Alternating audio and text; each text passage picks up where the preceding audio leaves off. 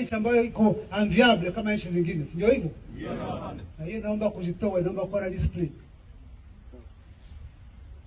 Mabadiliko tusiyaseme kwa kinywa peke yake, tuyaseme kwa vitendo.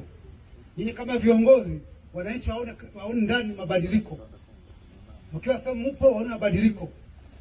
Nchi yetu imefanya muda mrefu ikiwa kwa desordre, na itaomba muda mrefu pia ili kuiongoza kuitia kwa mstari.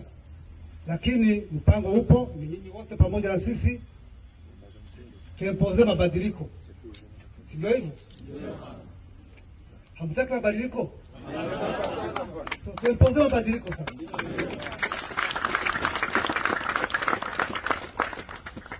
Lakini mabadiliko hayo lazima ataanzia kwetu binafsi. Sisi wenyewe tuoneshe raia, tuoneshe ulimwengu kama tumebadilika. Hawezi kubadilisha mtu kama hujabadilika. Inawezekana? Inawezekana. Hiyo anti-valera ambayo tunapiganisha, mambo ya ubaguzi, mambo ya corruption, mambo ya wizi, hiyo yote simame. Tulete usalama kwa wananchi wetu, wakae kwa amani, wadeplase warudi, warefugee warudi, develope nchi yetu. Ndio hivyo. Mimi nawashukuru, nawatakia kazi njema. Kama kuna swali mtaniuliza, lakini nitakuwa nimekaa hapo. Asante sana.